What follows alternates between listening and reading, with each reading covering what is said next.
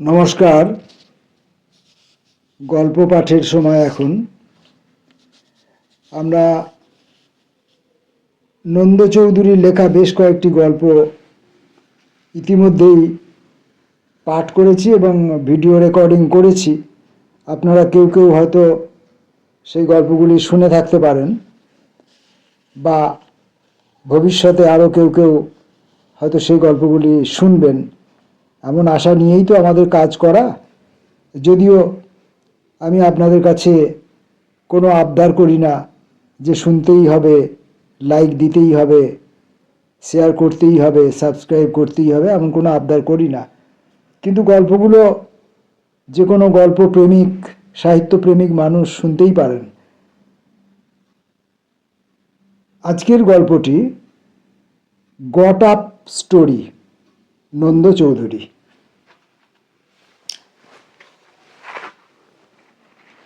শ্রীযুক্ত গদাধর পাইন আমাদের প্রতিবেশী ও আমার ঘনিষ্ঠ ছিলেন। সরকারি মহাভেজখানায় দীর্ঘদিন সসম্মানে কর্ম করে তিনি অবসর নেন এবং তার কিছুদিন পরই মারা যান। কিন্তু তাঁর সঙ্গে আমার যোগাযোগ ছিন্ন হয়নি। প্লানচেটের মাধ্যমে প্রায় তিনি কথা বলেন। সম্প্রতি পরকালের মহাভেজখানার দায়িত্বশীল কর্মীটি ছুটিতে থাকায় পাইন মহাশয় ডেপুটেশন ভ্যাকান্সিতে সেখানে নিযুক্ত হয়েছেন। এই কারণে সেখানকার অনেক পুরাতন ফাইল ঘাঁটার সুযোগও তার হয়েছে। সেখান থেকে দু একটা অন্তর্তদন্তমূলক অজানা মজার কাহিনী তিনি আমাকে গোপনে শোনান। এসব খবর লিক করা পাপ, করতে তার যথারীতি বারণ আছে, কিন্তু আমি গোপনে আপনাদের সেরকম একটা কাহিনী শোনাচ্ছি।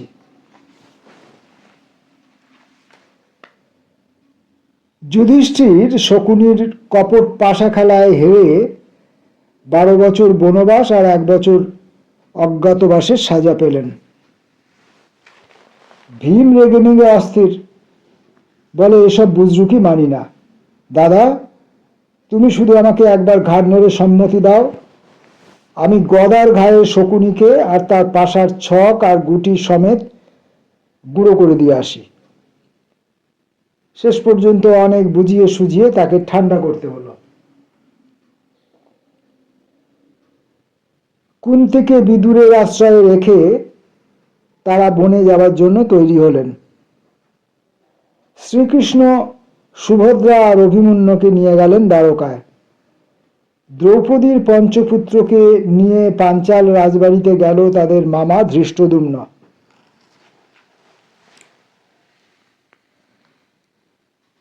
ফরেস্ট ডিপার্টমেন্টের দৌলতে এখন বন জঙ্গলের যা হাল হয়েছে, ধারে ধারে 2-4টে গাছ আর মাঝখানে টেকো মাথার মতো। তখন তো তা ছিল না। ঠাসাঠাসি ঘন জঙ্গল, পথ বলে কিছু নেই। অরণ্যচর জীবজন্তুর চলাফেরার সংকীর্ণ রেখা মাত্র জেগে আছে কোথাও কোথাও। একটু অসাবধান হলেই জড়িয়ে ধরে নানা রকম কাঁটা। তারপর আছে হিংস্র জন্তু, জানোয়ার, রাক্ষস, খক্ষস।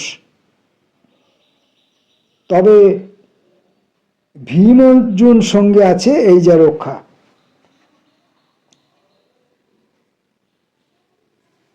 শেষ পর্যন্ত নদীর ধারে ছোট ছোট কুটির বানিয়ে বাস করতে লাগলেন সকলে।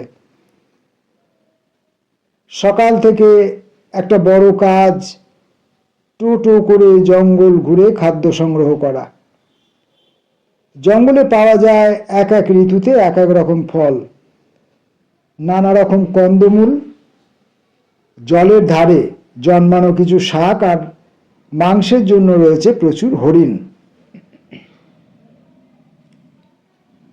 এসব জোগাড় করে এনে দিলে তারপর দ্রৌপদী রন্ধনের ব্যবস্থা করেন।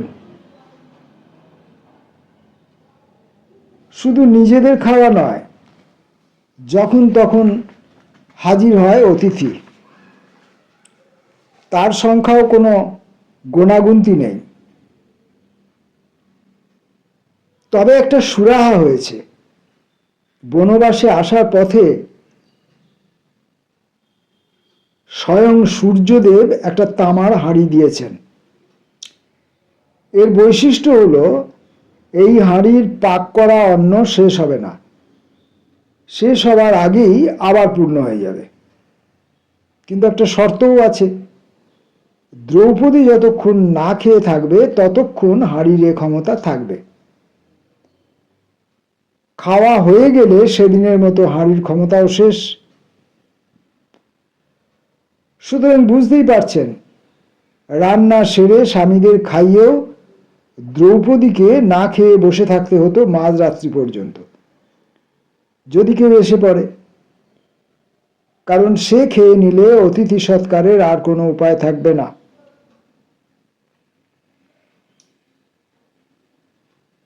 একবার তো এরকম একটা কাণ্ড হয়ে পাণ্ডবরা প্রায় ফেঁসে গেছিল আর কি। দুর্যোধন অনেক রকম ভুজুং ভাজুং দিয়ে 60,000 শিষ্যসহ দুর্বাসা মুনিকে পাঠিয়ে দেয় কাম্যক বনে যুধিষ্ঠিরের অতিথি হতে।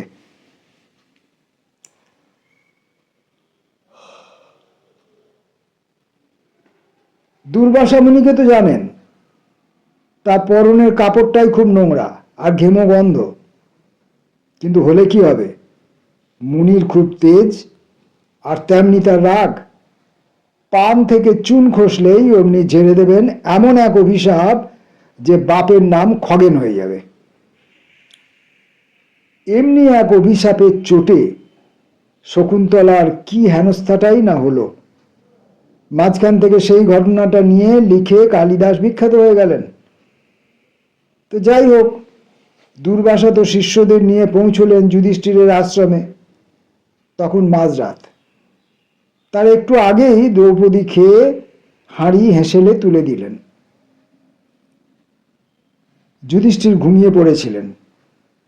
এত লোকের গোলমালে ঘুম ভেঙে চোখ রগড়াতে রগড়াতে বাইরে এলেন। মহামুনি দুর্বাসাকে দেখে তো চক্ষু চড়ক গাছ। তাড়াতাড়ি গড় হয়ে প্রণাম করলেন। মহারাজকে আশীর্বাদ করে মুনি বললেন, আমরা হস্তিনাপুর থেকে আসছি, বড় ক্ষুধার্ত। তুমি আমাদের খাবার আয়োজন করো, ততক্ষণে আমরা নদীতে সন্ধ্যা আহ্নিক সেরে আসছি। সকলে ব্রহ্মসাপের ভয়ে দিশেহারা। শেষ পর্যন্ত দ্রৌপদী বুদ্ধি করে শ্রীকৃষ্ণকে আহ্বান করে আনায় সমস্যার সমাধান হলো। তিনি হাঁড়িতে অবশিষ্ট এক টুকরো শাকান্ন মুখে ফেলে এক গ্লাস জল খেলেন। তারপর ঘন ঘন ঢেকুর তুলতে লাগলেন। এদিকে দুর্বাসা আর তার শিষ্যদের পেট ফুলে ঢোল। তারা ফিরে এসে খাবে কি, হাঁটতেই পারছে না, এত পেট ভার। শেষ পর্যন্ত নদীর চরে বালির উপরে শুয়ে ঘুমিয়ে পড়ল তারা। সেই থেকে দ্রৌপদী সাবধান, আর কখনো ভুল করেন না।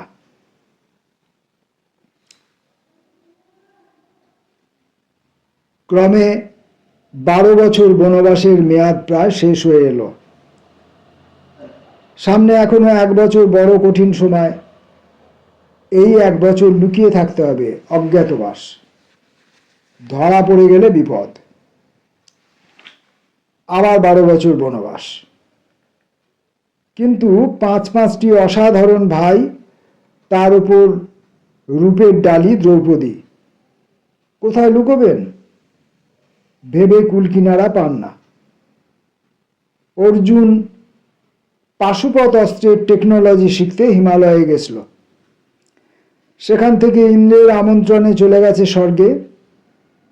সেখানে সে বেশ মজায় আছে।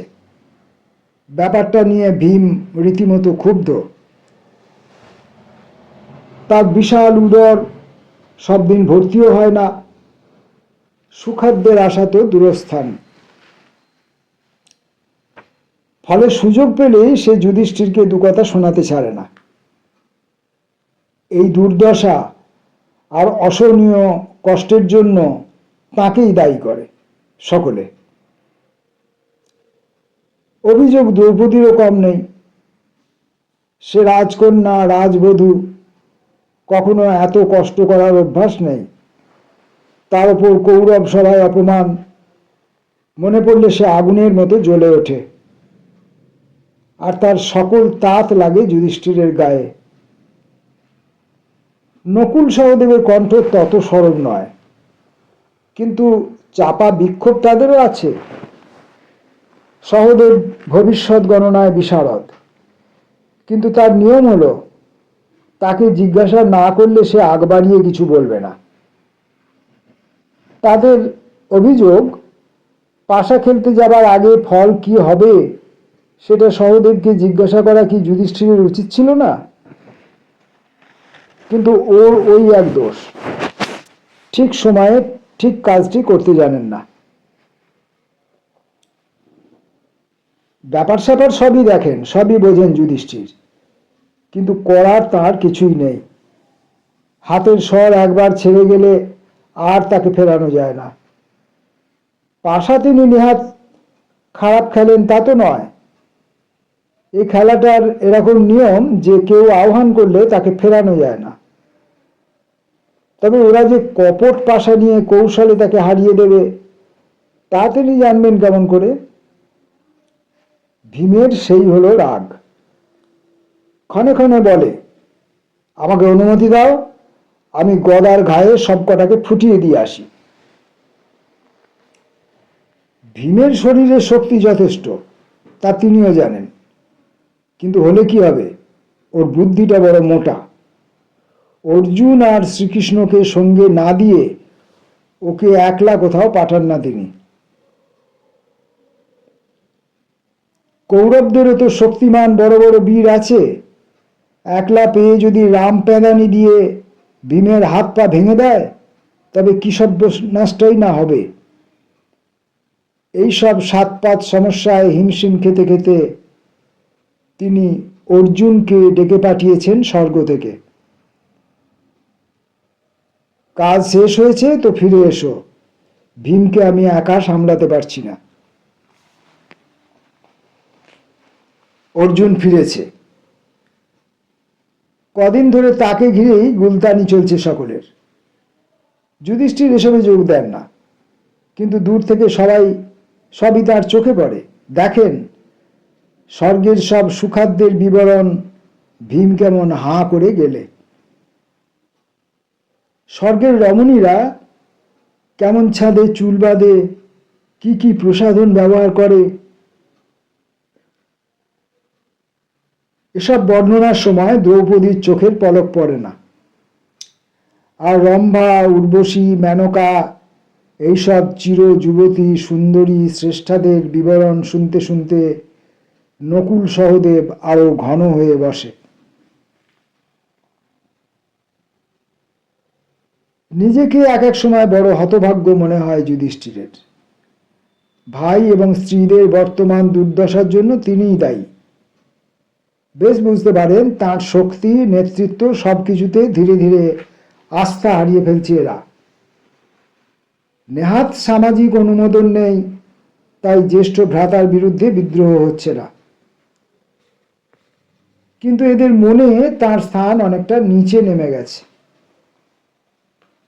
এক এক সময় এই জীবনটার উপরই ধিক্কার জন্মে যায়। একটা সাংঘাতিক কাণ্ড করে ফেলতে ইচ্ছা করে। কষ্টে নিজেকে সামলান তিনি।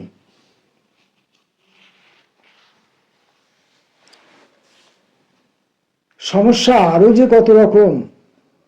এই বনের অরণ্যচারী জনজাতিদের বন্য পশু শিকারী একমাত্র জীবিকা। তারাও পাণ্ডবদের উপর বিরক্ত। নিজেদের এবং অগণিত অতিথিদের খাওয়াবার জন্য এত হরিণ মেরে ফেলা হয়েছে যে জঙ্গলে আর অবশিষ্ট নেই। এভাবে চললে এ বনে হরিণের বংশই লোপ পেয়ে যাবে। জনজাতিদের নেতা জনকতক অনুগামীকে সঙ্গে নিয়ে সে কথা জানিয়ে গেছে বিনীতভাবে। অনেকদিন তো এখানে হলো, এবার একটু অন্যত্র যান, না হলে আমরা ছেলেপুলে নিয়ে মারা পড়ব।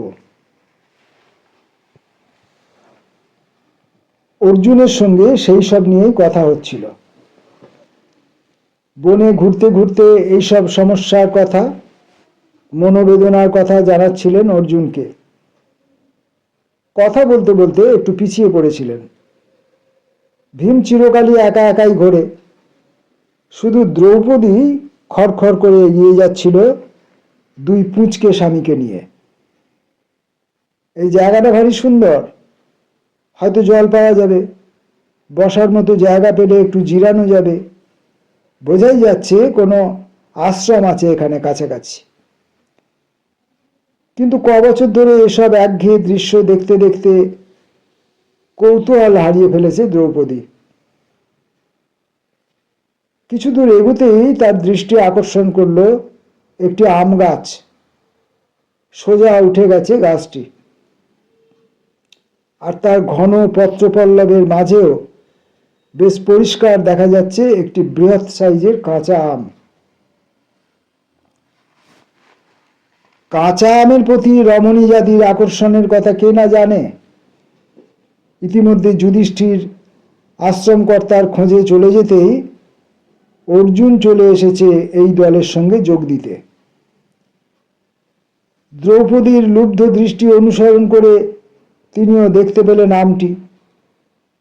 প্রিয়ার অভিলাষ বুঝে তিনি গান্ডীবে জ্যা সংযোজন করলেন এবং একটি খুন্তি বাণ মেরে বোঁটা শুদ্ধ আমটি পেরে ফেললেন। দ্রৌপদী পরম মমতায় আমটি কুড়িয়ে চেপে ধরলেন বুকে। তারপরই ঘটল কাণ্ড। আম পাড়ার শব্দে ছুটে এলো এক আশ্রম বালক। সে জানালো আশ্রম অধ্যক্ষকে। ছুটে এলেন তিনিও, সচক্ষে সব দেখলেন। বললেন, সর্বনাশ করেছেন, আজ গোষ্ঠী শুদ্ধ ভস্য হয়ে যাবেন মুনির কোপে। অধ্যক্ষের পিছন পিছন ছুটে এসেছেন যুধিষ্ঠিরও। ভীম কাছাকাছি ছিল, গোলমালের শব্দে সেও ছুটে এলো। অর্জুনের হাতে তখনও গান্ডীব, আর দ্রৌপদী আমটি নিয়ে হতবুদ্ধি। হেঁট মুখে পায়ের নখে মাটি খুঁটছে। যুধিষ্ঠির তিরস্কার করলেন অর্জুনকে। স্বর্গে এত খেয়ে এসেও তোমার আশ মেটেনি, একটা কাঁচা আমের লোভ সামলাতে পারলে না। অর্জুনের হেনস্থা সইতে না পেরে দ্রৌপদী বলল, আর্য, দোষ আমারই অনুরোধে তিনি এ কাজ করেছেন। যুধিষ্ঠিরের রাগ পড়ল না, বরং তেলে বেগুনে তিনি জ্বলে উঠে ভর্ৎসনা করলেন। সে আমি আগেই বুঝেছি, মেয়ে মানুষের এত নোলা ভালো নয়। শাস্ত্রে তাই বলেছে, স্ত্রীলোকের নোলা বাড়লে পরিবার উচ্ছন্নে যায়। তারপর তিনি কি একটা সংস্কৃত শ্লোক ঝাড়লেন। অবস্থা ঘোরালো হচ্ছে দেখে মধ্যস্থতা করতে এগিয়ে এলেন অধ্যক্ষ। বললেন, শুনুন পাণ্ডবগণ, এই আশ্রমের কর্তা সন্দীপন মুনি এখন নদীর তীরে তপস্যা করতে গেছেন। এই আম গাছ সাধারণ নয়, তাঁর যোগ বলে তৈরি করা মায়া বৃক্ষ। রোজ সকালে গাছে ফুল ধরে, তারপর আম হয়। সারাদিন বড় হতে হতে সন্ধেবেলায় সুপক্ক হয় আমটি। সারাদিনে এই একটি আমই তার একমাত্র আহার। এখন হইচই করে বৃথা সময় নষ্ট না করে প্রতিকারের উপায় চিন্তা করুন। যুধিষ্ঠির অভ্যাস মতো শুরু করে দিলেন বিলাপ। এদিকে সুযোগ পেয়ে ভীম ঝাল ঝাড়তে থাকে অর্জুনের ওপরে, আর দ্রৌপদী আবার আকুল হয়ে ডাকতে শুরু করেন অগতির গতি শ্রীকৃষ্ণকে। শ্রীকৃষ্ণ এলেন, শুনলেন সব কথা। তারপর বললেন, একটা উপায় আছে, সব লাইন দিয়ে দাঁড়াও। 5 ভাই আগে, সব শেষে দ্রৌপদী। সন্ত্রস্তভাবে সকলে লাইনে দাঁড়ালেন, অপেক্ষা করতে লাগলেন পরবর্তী নির্দেশের। শ্রীকৃষ্ণ সকলের উদ্বিগ্ন মুখের দিকে একবার তাকিয়ে নিয়ে বললেন, এবার একজন একজন করে এগিয়ে এসে অকপটে মনের গোপন ইচ্ছাটি সকলকে শুনিয়ে জোরে জোরে বলতে হবে। কাজটা মোটেই কঠিন নয়। কিন্তু অসত্য কথা বললে সর্বনাশ হবে। প্রথম পালা যুধিষ্ঠিরের। তিনি শ্রীকৃষ্ণর দিকে তাকিয়ে বললেন, হে কৃষ্ণ, আমার মনের একান্ত ইচ্ছা যদি পূর্বের মতো বিষয় বৈভব আবার ফিরে পাই, তবে প্রতিদিন 10,000 ব্রাহ্মণ ভোজন করাই। তার কথা শেষ হতেই আম ভূমিশয্যা ছেড়ে কিছুটা শূন্যে উঠে স্থির হয়ে রইল। হতাশ ভাব কেটে হাসি ফুটে উঠল সবার মুখে। তারপর একে একে ভীম, অর্জুন, নকুল এবং সহদেব এগিয়ে এসে তাদের মনের গোপন কথাটি প্রকাশ করে। এদের ইচ্ছায় বৈচিত্র্য নেই। কৌরবদের পরাজিত করে রাজ্য পুনরুদ্ধার এবং অপমানের প্রতিশোধ, এই কথাটি ঘুরে ফিরে আসে। আম এখন উঠে গেছে অনেক উঁচুতে, বোঁটায় লাগতে শুধু বিঘত খানেক বাকি। এখন 5 জোড়া চোখ সাগ্রহে তাকিয়ে আছে দ্রৌপদীর দিকে। দ্রৌপদী এসে গাছতলায় দাঁড়ায়, তারপর বলে, আমার একান্ত কামনা পঞ্চভ্রাতা আবার স্বর্গরাজ্য ফিরে পাক। যে পাপিষ্ঠ কৌরবরা আমার অপমান করেছে, আমাদের এত শাস্তি দিয়েছে, তারা শাস্তি পাক। আম ক্রমে নিম্নবর্তী হতে হতে ধপাস করে পড়ে গেল নিচে। সকলের চোখে বিস্ময়, ক্রোধ। সত্যি কথা বলেনি দ্রৌপদী। ভীম তো রেগে একবারে তেড়ে যায়। অর্জুন বলে, বাণ মেরে ওর মাথা কেটে ফেলব। যুধিষ্ঠির সকলকে শান্ত করেন।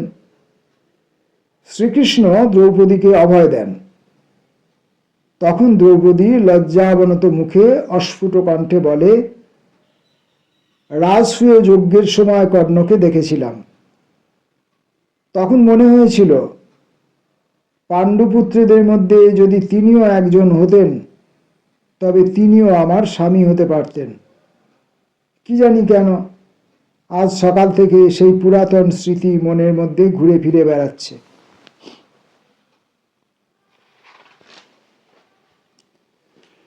এই কথা বলা মাত্র আম ধীরে ধীরে উঠে গিয়ে আবার বোঁটায় লগ্ন হলো। এত যে নাটক হয়ে গেল তার বিন্দু মাত্র চিহ্ন রইল না। তবে এই নাটক থামলো বটে। এবার শুরু হলো অন্য নাটক। ক্ষুব্ধ পাণ্ডবরা বিস্মিত ক্রুদ্ধ চোখে তাকিয়েছিলেন কৃষ্ণার দিকে হতবুদ্ধির মতো। শ্রীকৃষ্ণ তাদের আশ্বস্ত করে রমণী জাতির চঞ্চলা প্রকৃতির ব্যাখ্যা করে পাণ্ডবদের মোহমুক্ত করার চেষ্টা করলেন। তারপর বিদায় নিয়ে তিনি ফিরে গেলেন দ্বারকায়। প্রকাশ্য বিক্ষোভ চুপ হলেও চাপা আক্রোশ থামল না। অর্জুন স্পষ্টতই বলে, এই ঘটনার জন্য আমি কৃষ্ণাকে নয়, বড় দাদাকেই দায়ী করছি। কে না জানে নারী জাতি যদি তৃপ্ত না হয়, নিজেকে বঞ্চিত মনে করে, তবে পরপুরুষে তার মতি হতেই পারে। দোষ রমণীর নয়, দোষ তার স্বামীর। যুধিষ্ঠির একেবারে হতাশ হয়ে পড়লেন। অনবরত এত গঞ্জনা তার সহ্য হয় না, তার চেয়ে তার মরে যাওয়াই ভালো। এরা 4 ভাই মিলে যা পারে করুক, তিনি আর এদের মাথার উপরে বোঝা হয়ে থাকবেন না। ইতিমধ্যে তারা কাম্যক বনের সীমা পার হয়ে এসে প্রান্তে দাঁড়িয়েছেন। সামনে এক ভীষণ জঙ্গল, এত ঘন যে মানুষের বসতি প্রায় নেই। অজ্ঞাতবাসীর পক্ষে উত্তম স্থান। যাবার আগে শ্রীকৃষ্ণ সেই পরামর্শই দিয়ে গেছেন। এই বনের সংলগ্ন যেসব দেশ, সেখানে কৌরবদের বন্ধু বিশেষ কেউ নেই। সুবিধা মতো সেখানেও চলে যেতে পারবে পাণ্ডবরা। তাকে বাদ দিয়েও বেশ চালিয়ে যাবে ওরা। এইসব কথা ভাবতে ভাবতে যুধিষ্ঠির মনে মনে প্রস্তুত হলেন। আজ রাত্রেই একটা হেস্তনেস্ত করে ফেলতে হবে। ক্রমে রাত্রি গভীর হয়। সারাদিন ওই সব খিচিমিচিতে আজ তার খাবার সংগ্রহের সুযোগ হয়নি। হাতের সামনে দু একটা যা ফল পাকুড় পাওয়া গেছে তাই মুখে ফেলে জল খেয়ে পেট ভরিয়েছে সবাই। চারিদিক স্তব্ধ। আপন আপন অস্থায়ী আবাসে সবাই গভীর নিদ্রায় আচ্ছন্ন। যুধিষ্ঠির ধীরে ধীরে নির্গত হলেন নিজের কুটির থেকে। দিনমানে তিনি সবার অলক্ষ্যে একটি শক্ত লতার খণ্ড সংগ্রহ করে ঝুলির মধ্যে রেখে দিয়েছিলেন। তার হাতে এখন সেটি জড়ানো। অনেকটা পার হয়ে এসে গভীর জঙ্গলের মধ্যে দাঁড়ালেন তিনি। এখানে সব খাড়া বড় বড় গাছ, এই সব গাছে ওঠার সাধ্য তার নেই। তিনি এধার ওধার তাকাতে লাগলেন।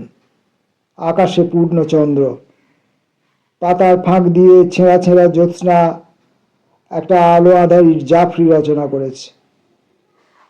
একটা ঢিবি, তার পাশে একটা বাঁকা গাছ নজরে পড়ল তার। গাছটা মাটির সঙ্গে খানিকটা সমান্তরালে গিয়ে আবার উপর দিকে মাথা তুলেছে। ঢিবির পরই গভীর খাদ। এক প্রান্ত গাছের ডালে, অন্য প্রান্তে গলায় বেঁধে খাদে লাফিয়ে পড়লে আর দেখতে হচ্ছে না। করুণা মাখা চোখে তিনি তাকালেন অনেক দূরে সেই অদৃশ্য কুটিরগুলির উদ্দেশ্যে, যেখানে অঘোর ঘুমে আচ্ছন্ন হয়ে আছে তার প্রিয়তম ভাইরা এবং প্রিয়তমা স্ত্রী। অস্ফুটে উচ্চারণ করলেন, হায় মাতা কুন্তী, পিতামহ, খুল্ল তাত, জ্যেষ্ঠ তাত, আচার্য, শেষবারের মতো তোমাদের মুখ স্মরণ করছি, চরণে প্রণাম নিবেদন করছি। ভাইরা সুখী হোক, আমাকে বাদ দিয়েই তারা রাজ্য ফিরে পাক। এরপর ধীরে ধীরে তিনি গাছটার দিকে অগ্রসর হতে লাগলেন। কয়েক পা এগিয়েছেন, অমনি পিছনে এক বজ্রগম্ভীর স্বর আদেশের ভঙ্গিতে বলল, যুধিষ্ঠির দাঁড়াও। চমকে পিছনে তাকিয়ে তিনি স্থির। রক্তবস্ত্র পরিহিত সবুজ বর্ণ বিশাল এক পুরুষ। উষ্ণিসে গ্রথিত মণিমাণিক্যের ছটায় একটা প্রভা বিচ্ছুরিত হচ্ছে। তিনি কৃতাঞ্জলি হয়ে বললেন, কে আপনি প্রভু? আমি ধর্মরাজ, তোমার পিতা। তোমার মতো জ্ঞানী মোহে আচ্ছন্ন হয়ে অজ্ঞানের কর্ম করতে যাচ্ছে দেখে আমি আর থাকতে পারলাম না। এতটুকু সহানুভূতির স্পর্শে ঝরঝর করে কেঁদে ফেললেন যুধিষ্ঠির। চোখের জলের সঙ্গে বিগলিত হয়ে বেরিয়ে যেতে লাগলো এতদিনের জমাট দুঃখ, হতাশা। নিজের প্রাণ সমান ভাইদের, প্রিয়তমা স্ত্রী, সকলের কাছে তিনি অসম্মানিত। আমার মাথা হেঁট হয়ে গেছে।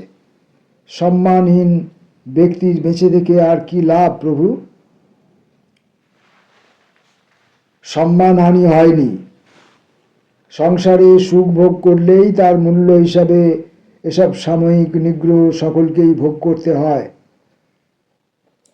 তিতিক্ষাই এর একমাত্র প্রতিকার।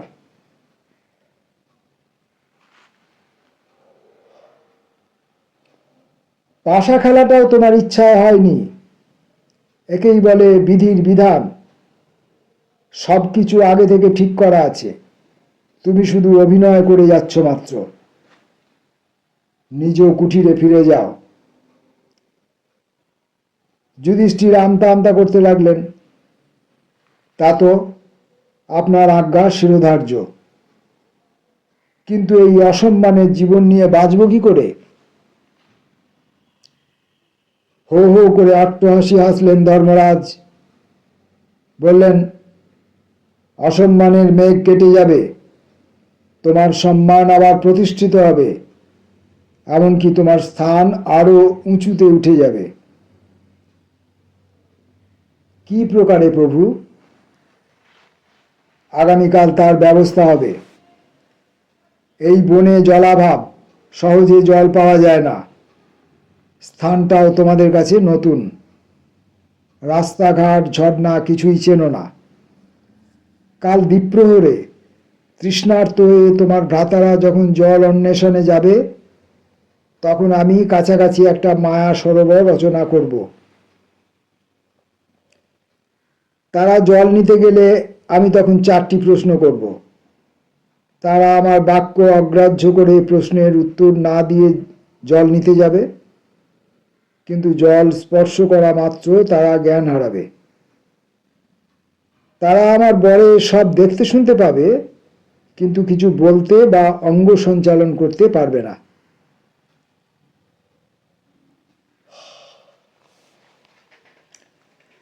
অদ্ভুত এই ভবিষ্যতের কথা শুনে যুধিষ্ঠির বাক্যহীন তাকিয়ে থাকেন।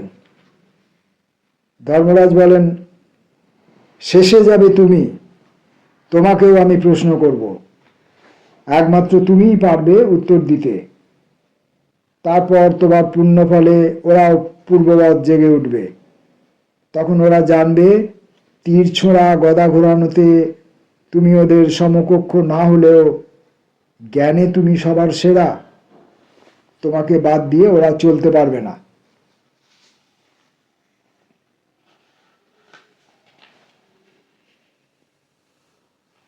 কিন্তু এতে আপনার কি লাভ মহারাজ? আমি তো কিছুই বুঝতে পারছি না। পুত্র, লাভ লোকসানের ব্যাপার নয়, এটাই বিধির নির্বন্ধ। তুমি তো জানো না, কিন্তু আমি সব ছবির মতো দেখতে পাচ্ছি। তুমি আমার পুত্র, তাই এই অতি গুহ্য ঘটনা তোমার কাছে প্রকাশ করলাম। শেষ পর্যন্ত ভীষণ কুরুক্ষেত্র যুদ্ধ হবে, বহু লোকক্ষয় হবে, পৃথিবীর ভার কিছু কমবে। তুমি না থাকলে সমস্ত ঘটনাটা কুরুক্ষেত্র পর্যন্ত টেনে নিয়ে যাবে কে? যুধিষ্ঠিরের সংশয় যায় না। বলেন, আপনি কি এমন প্রশ্ন করবেন যা ওরা কেউ উত্তর দিতে পারবে না, কিন্তু আমি পারব? ধর্মরাজ মৃদু হাসলেন, বললেন, অপেক্ষা করো বৎস, এই জন্যই আমার এখানে আসা। আমি কানে কানে তোমাকে প্রশ্নগুলি এবং তার উত্তর বলে দিচ্ছি। তুমি মনোযোগ সহকারে শ্রবণ করো এবং স্মরণে রাখো।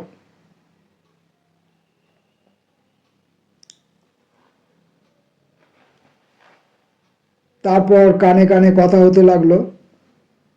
যুধিষ্ঠিরের মুখের আধার কেটে ধীরে ধীরে উজ্জ্বলতা ফুটতে লাগলো। ধর্মরাজ তার মাথায় হাত রেখে আশীর্বাদ করলেন, আর তিনি পিতার পদধূলি গ্রহণ করলেন। কিন্তু যুধিষ্ঠিরের মনটা খুঁতখুঁত করতে লাগলো।